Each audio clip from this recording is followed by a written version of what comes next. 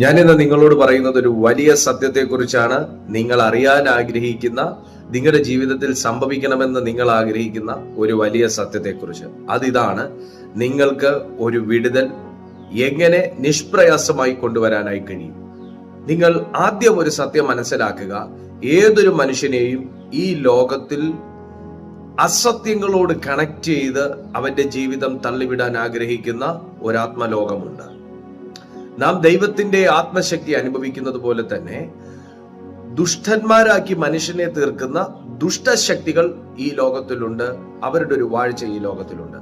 ആ ലോകത്തിൽ ജയത്തോടെ ജീവിക്കാൻ കർത്താവായ യേശുക്രിസ്തു നമുക്ക് ഉപദേശിച്ചു തന്ന അനേകം തിരുവചനങ്ങൾ നമുക്ക് അറിയാവുന്നതാണ്. എന്നാൽ ആ സത്യങ്ങൾക്കകത്തേക്കൊന്നും ഒരു മനുഷ്യനെ കടത്തിവിടാതെ അവനെ അസത്യങ്ങൾക്കകത്ത് കുടുക്കി തളച്ചിട്ടിരിക്കുന്ന ഏറ്റവും വലിയൊരു വിരോധാഭാസം എന്ന് ഞാൻ പറയട്ടെ, ഒരുവനെ കൊണ്ട് അവനെ തന്നെ വിധിച്ച് പഴിച്ച് അവനെ ആ ഒരു വിധിക്കകത്ത് തളച്ചിടുന്ന ഒരു ദുഷ്ടപ്രവൃത്തിയെ കുറിച്ച് നിങ്ങൾ അറിഞ്ഞിരിക്കണം.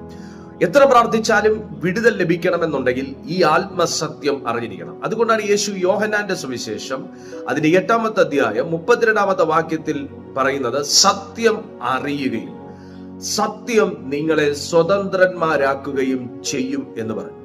ഒരു മനുഷ്യന് വിടുതൽ വേണമെങ്കിൽ അവൻ സത്യം അറിയുന്നവനാകണം. എന്താണ് ആ സത്യം? യേശുക്രിസ്തു എന്ന സത്യമാണ് നിങ്ങൾക്കൊരു വഴി തുറക്കണമെന്ന് നിങ്ങൾ ആഗ്രഹിക്കുമ്പോഴുള്ള ശരിയായ വഴിയും, നിങ്ങളുടെ ജീവിതത്തിൽ നീതി വെളിപ്പെടണമെന്ന് ആഗ്രഹിക്കുമ്പോഴുള്ള ശരിയായ സത്യവും, നിങ്ങളുടെ തളർന്ന അവസ്ഥകൾക്കകത്ത് ജീവൻ വെക്കണമെന്നുള്ളപ്പോഴുള്ള ശരിയായ ജീവനും. യേശു പറഞ്ഞു, ഞാൻ തന്നെ വഴിയും സത്യവും ജീവനുമാകുന്നു.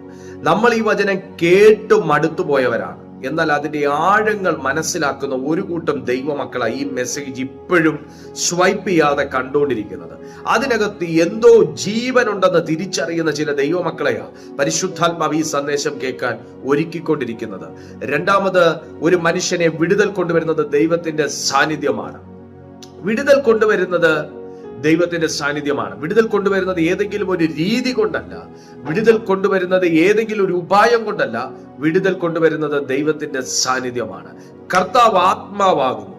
കർത്താവിന്റെ ആത്മാവ് ഉള്ളെടുത്ത് സ്വാതന്ത്ര്യമുണ്ട് എന്ന് ദൈവത്തിന്റെ വചനം പഠിപ്പിക്കുമ്പോൾ, നിങ്ങൾ ഈ സന്ദേശം കേട്ടുകൊണ്ടിരിക്കുന്ന ഈ പ്ലാറ്റ്ഫോമിനകത്തൊരു സാന്നിധ്യമുണ്ടെന്ന് നിങ്ങൾ തിരിച്ചറിയുന്നെങ്കിൽ, നിങ്ങൾ കേട്ടുകൊണ്ടിരിക്കുന്ന വചനം വെറുതെ വന്നതല്ല, അതൊരു ദൈവശക്തിയോടെ വന്നതാണ്, സാന്നിധ്യത്തോടെ വന്നതാണെന്ന് തിരിച്ചറിയുന്നെങ്കിൽ, ഞാൻ ആത്മാവിൽ ഈ 2 വചനവും നിങ്ങളുടെ മേൽ ഡിക്ലെയർ ചെയ്യുകയാണ്. നിങ്ങൾ ഇപ്പോൾ സ്വതന്ത്രന്മാരായി.